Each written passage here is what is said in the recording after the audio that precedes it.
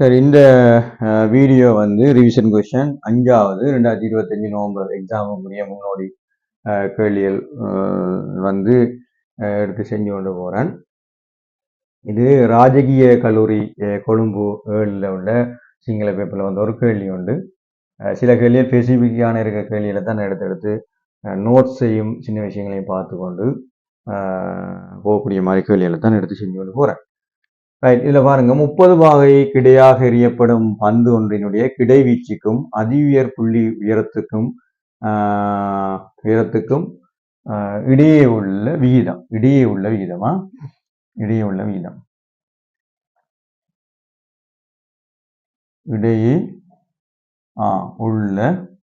விகிதம் யாது?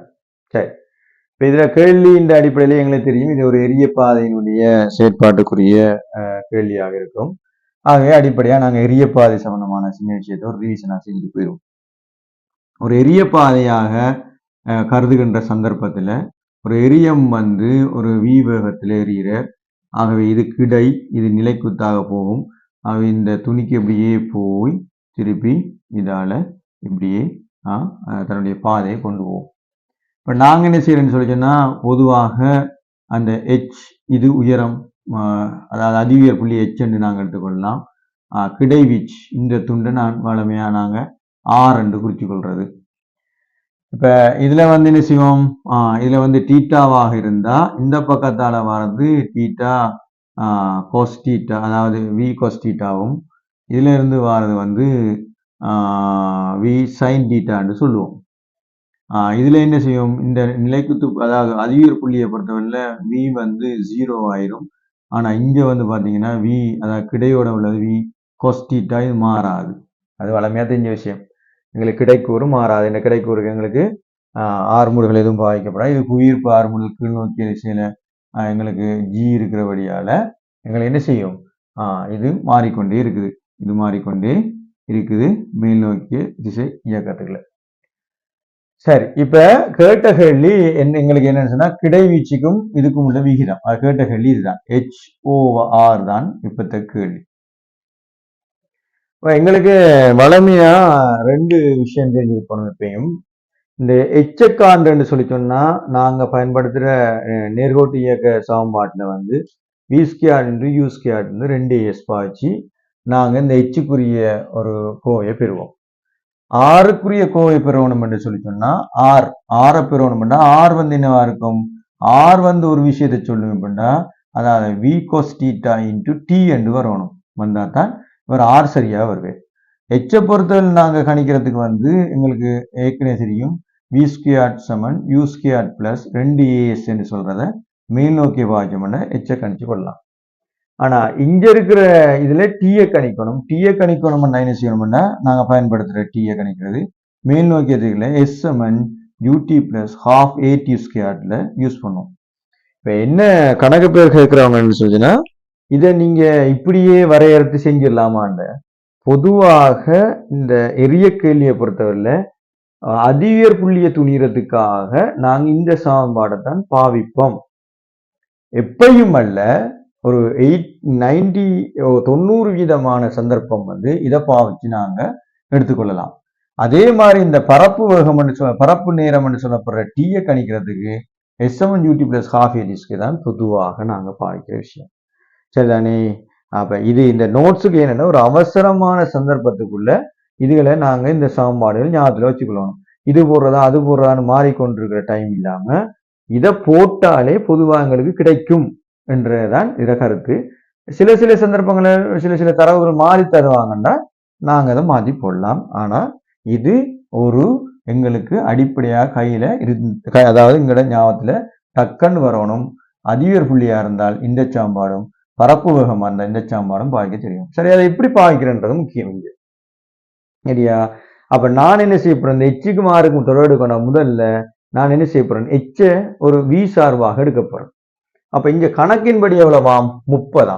அப்ப 30ன்னு சொன்னா என்னவாம், ரைட். அப்ப நாங்க அந்த 30க்கு ஏற்ற மாதிரி இங்க அதிஉயர் புள்ளியில இருக்கிற வேகப்பிரிப்பை நாங்க பார்ப்போம்.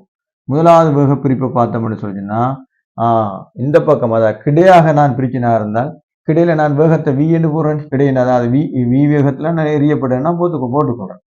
அப்ப இது என்னவா இருக்கும்? 30 வகையாக இருக்கும். அப்ப இது கிடையாக இருக்கிற நான் கொசுக்கு பிரிச்சதாக இருந்தால் அப்ப v வர்க்கமூலம் 3/2 வரப்போகுது. இது v/2 என்று வரப்போகுது. சைன் தானே, நான் நேரவே எழுத இல்லை. சரி, அப்ப எழுதி போட்டு பிரிச்சாலும் ஒண்ணுதான், பிரிக்காதே ஒண்ணுதான். இதுக்கு எழுத போனா உண்மையில என்ன வர போறோம்? v cos 30 வரும். அப்ப இதுக்கு என்ன எழுத போறான்? v sin 30 எழுத போறான். இதைத்தான் v/2 டக்குன்னு போட்டான்னா பெருசா ஒன்றும் இல்லை. இங்க என்ன வரப்போகுது? இங்க v வந்து 0 ஆயிரும். ஆனா இது மாறுமா? வராது. v வர்க்கமூலம் 3/2 அதிக புள்ளியில மாறாது. அப்ப இது h.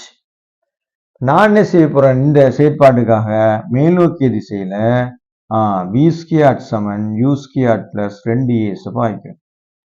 அப்ப v² என்னவா இருக்க போகுது? எங்களுக்கு இறுதி 0. அது தேவையில்லை. u² இருக்கா? எங்களுக்கு தெரியும். அப்ப v வர்க்கத்தின்கள் 4 என்று போடுறேன். 2 வர்க்கம் 4 என்று போடுறேன். அப்ப இது மேல் நோக்கி திசையில வாய்க்க நான் கீழ் நோக்கி திசையில இது -2 தர 10 தர h என்று போடுறேன். சரியா? அப்ப இப்ப நான் என்ன செய்யறேன்? இது இங்கால வரப்போகுது. அப்ப v² 4 மைனஸ் சமன் இங்கே -20 சமன் h. இப்ப திருப்பி பார்த்தோம்டா v² 80 தான் என்னவா இருக்க போகுது? h என்று நாங்க கண்டுபிடிச்சிட்டோம். v² தான் h என்றதை கண்டுபிடிச்சிட்டோம். h. இப்ப நாங்க திருப்பி என்ன செய்யணும்?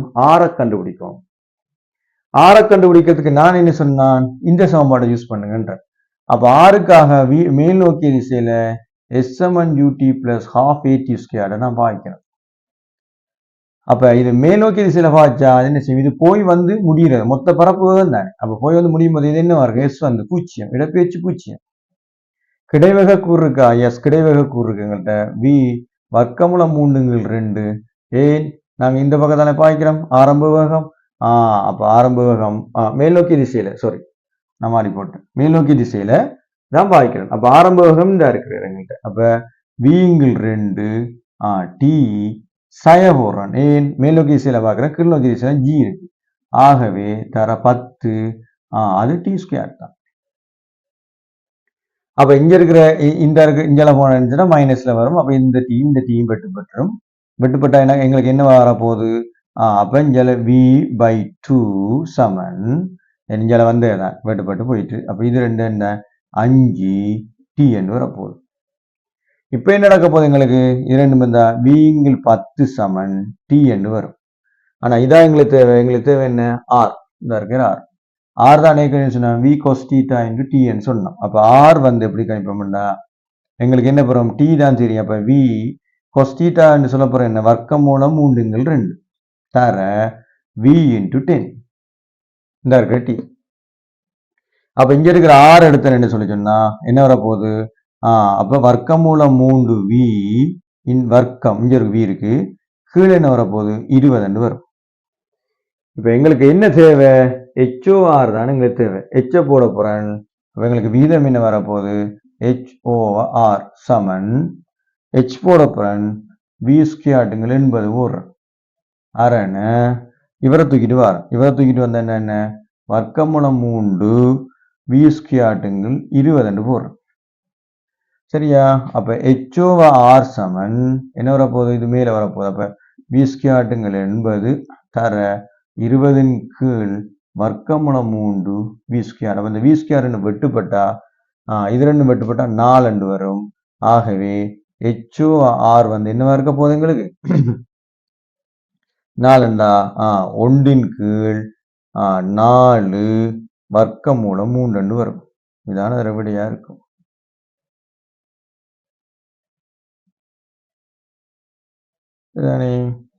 இதான் விடையா இருக்கும். 4 வெட்டுப்பட்ட 1 ரைட். அப்போ 1/4 வர்க்கமூலம் 3என்றதான் விடை. அந்த விடையை நான் உங்களுக்கு இதில் கொஞ்சம் ரெட் பென்ல வெளியே வர்றேன் தெளிவாக தெரியறதுக்காக. இந்த விடை வந்து மேலே தெரியறதுக்காக HOR தான் கேட்டவங்க அந்த விடை வந்து 1/4 வர்க்கமூலம் 3. இதுதான் அதனுடைய விடையாக இருக்கும்.